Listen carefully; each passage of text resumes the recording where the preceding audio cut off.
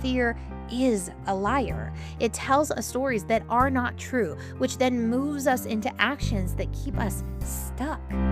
What would happen if we just got honest? If we stopped hiding behind fear and false pretenses or fake excuses? What if stepping out from behind the wall of lies opened up opportunity for connection, for feeling seen and heard, for living a life of freedom? Because the truth is, the lies we believe shape the lives we live. Welcome to Season 3 of the Inspiring Heights podcast. Let's get honest, where we're going to explore some of the plaguing lies we believe and get honest about leaning into the truth and living free. I told her, I quite literally feel like everything is my responsibility. If we're friends, I feel responsible for making sure our friendship continues, that I'm saying the right things, that I'm being responsive, initiating, taking care of, celebrating, grieving with, protecting, all of it. If I've made a commitment to a board, I feel solely responsible for ensuring that I'm not only doing what I specifically committed to, but the success of the board as a whole. When I walk into a room, I feel responsible for the emotions of the people in that space. Having a happy home and a healthy marriage, it rests on my shoulders.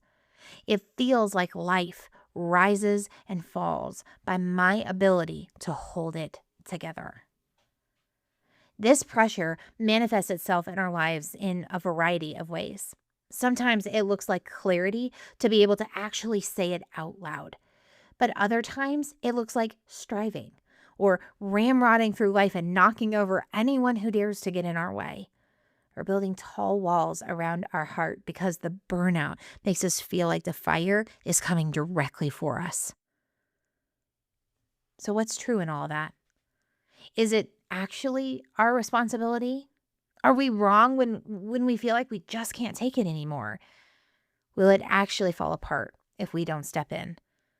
Are we just being weak when it feels like the weight is crippling us? Come on, friend. Let's lower these walls. Let's get honest. Let's go. Are you tired of setting goals and making plans that seem to just add more stress and chaos instead of bringing clarity and direction? The Strategic Reset is a 90-day planning framework designed to help you align your goals with your season, capacity, and values. Because when your plans actually fit your life, you can reach your goals, you can finish your to-do lists, and you can live a fully present life. Grab lifetime access today at inspiringheights.org/strategic reset. As always, I'll drop the link for you in the show notes below.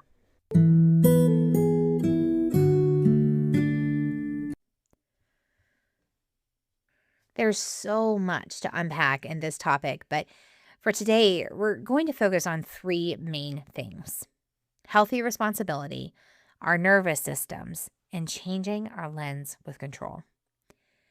One of the biggest lies that can press us forward in stress and striving is that we are simply, quote, being responsible humans. Why, yes, in fact, the dishes and the laundry do need to get done and put away. Initiating that conversation does need to happen. Making time to hang out together is important. The friction in that room could stand to be softened. But when did all of that somehow solely become our responsibility? Now, in the counseling world, there's actually a term for this, and it's called over-functioning, which you're going to hear me use quite a bit today as we go on in this conversation. I wanted to say that because most of us don't call it that, right? Like you and I, when we're talking about this in our day-to-day life, we call it being the one who holds everything together. But for the sake of being less wordy in this conversation, we're going to call it over-functioning. Now, here's something I have found interesting. There's this meme that started a long time ago, and it's a picture of this little girl, and she has her hands on her hips, and she's like telling someone their business, right? Like she is getting after them, telling them what she thinks. And the words that often overarch this picture say something like, you call it bossy, I call it leadership skills. Now, listen, I have a sense of humor like the rest of the world, and I have found that funny. And I've had lots of conversations with my girlfriends from my childhood where we're like, oh my goodness, that picture is like of us when we were kids, all the funny things. But I actually think that there's culturally a bit more behind the curtain that's worth considering. I think this sense of overfunctioning that's masked as healthy responsibility and leadership starts from a very young age. Here's two examples from my childhood and quite frankly, probably yours as well, right? The teacher gets up at the front of the classroom and says, "Okay, we're doing this group project and here's what you need to know." It doesn't matter what everyone in your group does. What matters is that this project gets finished because at the end of the day, no matter what everybody's participation is, this is worth 50% of your grade. So we're reinforcing for some young people who maybe already have a heightened sense of responsibility that my grade and their grade is both my responsibility. Or this was my favorite one. We would go on a field trip, an overnight field trip, FFA, BPA, senior day, whatever, but it was. And a chaperone or a teacher would stand at the front of the bus and they would say, "If one of you mess up, you're going to mess this up for everybody. So if you see someone doing something they shouldn't do, stop them." And again, it's just this like sort of subtle underlying idea that their behavior is somehow my responsibility. And then as we get older and we enter the workforce, we see this again, right? Like raise your hand if you have ever been in a room or on an email chain when everybody is getting punished or called out for something that one person was doing wrong, right? Or when one person's lack of responsibility somehow becomes our problem to solve, right? Like we stay late or we push through to get a project done or we skip lunch to take the phone call because after all, that's what's expected of us if we want to climb the ladder because that is the epitome of leadership, right? I start with these examples because I think it's important for us to understand as we begin kind of digging into this that our sense of what constitutes healthy responsibility is often directly impacted by our experiences. Parents, teachers, friends, bosses, grandparents, aunts and uncles, siblings, they all play a role in how we draw lines around what's ours to own and what isn't. Now, before I drop this bombshell, I need you to know this about me. I am a huge fan of responsibility. I think kids should learn to be responsible for their actions. I think we should teach people from a very young age how to look out for one another, how to help pull each other up, how to make each other better. I absolutely think it's imperative that we live a generous life and that we are willing to go the extra mile when someone needs us. But what I am not a proponent of is reinforcing the idea that having a quote unquote healthy sense of responsibility always looks like going first, always looks like bailing people out, always looks like initiating, always looks like fixing, always looks like being there, always looks like saying yes, always looks like doing more. And I don't just mean this from a let someone else take responsibility for once perspective. We're going to get there. We're going to talk about that. But for now, I want to focus on us for just a minute. Overfunctioning doesn't make us better. It doesn't make us better friends. It doesn't make us better spouses, employees, leaders, people. Rather, it often sends us into this state of chaos, which then results in functioning from a place of survival instead of from a place that is just level. And just super practically, here's what that looks like. Short fuses, tunnel vision, a lack of creativity and problem solving, missing opportunities, living in the past or in the future, mental health issues, nervous system dysregulations, poor choices, addiction. See, survival mode, the one that most of us find ourselves in so often, was intended to keep us safe when a bear was chasing us. Survival mode was never intended for us to take up residence and make it our home. Before we start considering what other people should or shouldn't do, or what constitutes healthy responsibility for our coworkers, our friends, our spouse, our family, we have to start with what healthy responsibility looks like for ourselves. Let's talk about our nervous system for a moment. Now, here's some transparency. My nervous system has been dysregulated for quite some time, but it's really only been in the last couple of years that I've started to notice it. And noticing turned into acknowledging out loud, and acknowledging out loud has now turned into really leaning into healing. And while I am a social worker by education and I do have some training around the nervous system, I don't hold myself up as an expert on healing. But what I am an expert in is being a person who has lived with a dysregulated nervous system for a very, very long time. And as I've been leaning into this healing journey in this area of my life, here's an observation that's been incredibly helpful for me. When I am in seasons of pushing hard and fast, late nights, early mornings, tons of commitments, owning what's not mine to own, and then looking for more to scoop up and take on, I don't actually notice the dysregulation much. And when I slow down, and when I step back from overfunctioning, and when I begin to make more room to be more present in my life, I'm plagued by it. Loud, unexpected noises make me instantly edgy. My shoulders are tense whenever I notice, and I have to make a conscious effort to relax them. My mind is often moving very quickly and planning and replanning and planning again. And I am very often hyper alert of any kind of danger, not just to me, but anyone or anything around me. And here's what we probably both know is true. It's more comfortable to be in a crazy busy season than it is to be still and to notice. But here's what's also true. You don't heal a broken ankle by continuing to run marathons on it. Just like we don't heal our dysregulated nervous system by continuing to embrace a life of overfunctioning. So in the name of speaking honestly and directly, I sincerely believe that one of the realities that you and I have to face is this. We often choose overfunctioning, not out of necessity to others, but as a means of distraction from our own stuff.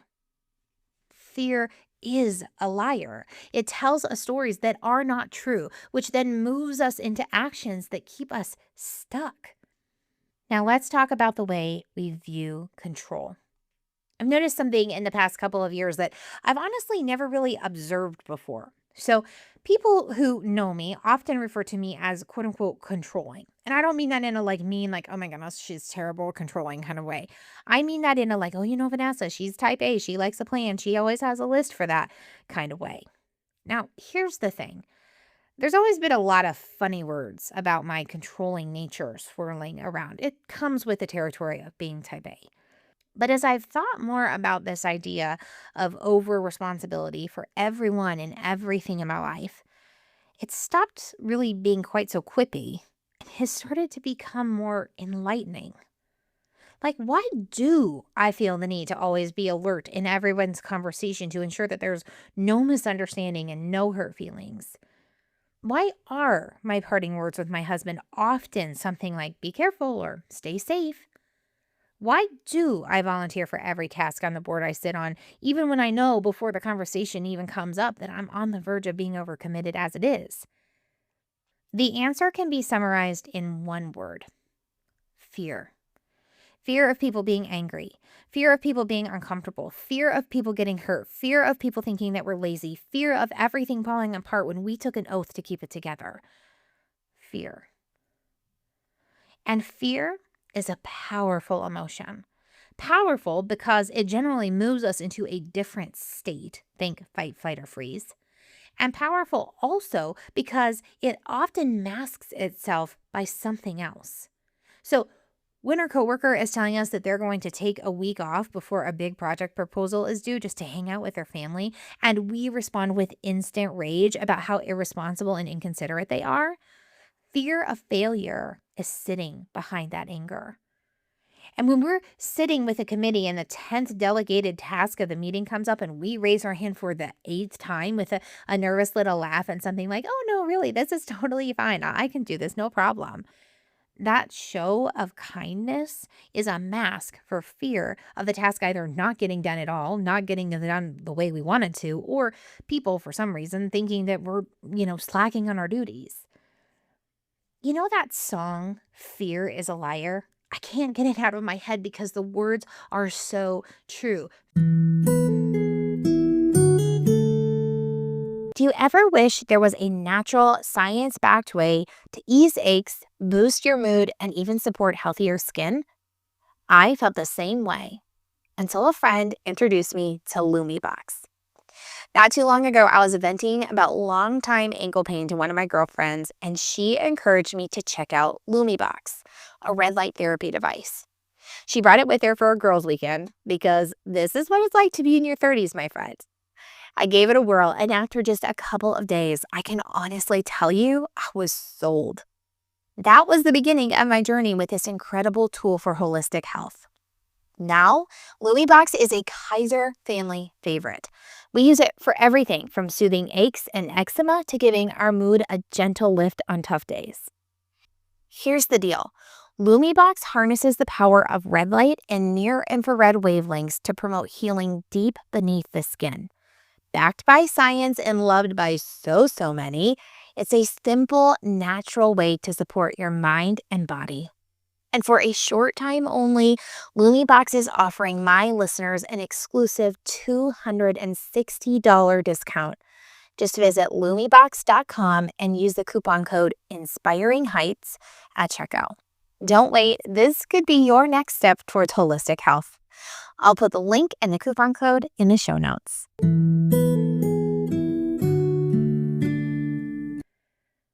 The common approach to the conversation about control and over-responsibility is something like, we just need to have enough faith in other people to let them have control over their own stuff, and they will either sink or they will swim, but either way, it's on them.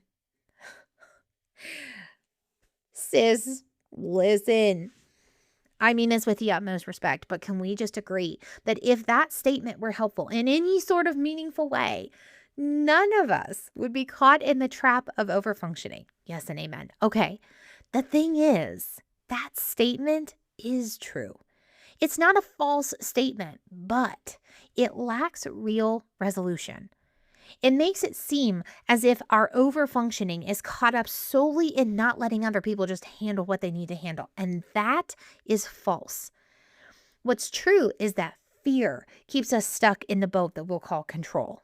It keeps us owning what isn't ours to own. It keeps us taking on blame and responsibilities and tasks for things that have a clear and direct path to somebody else.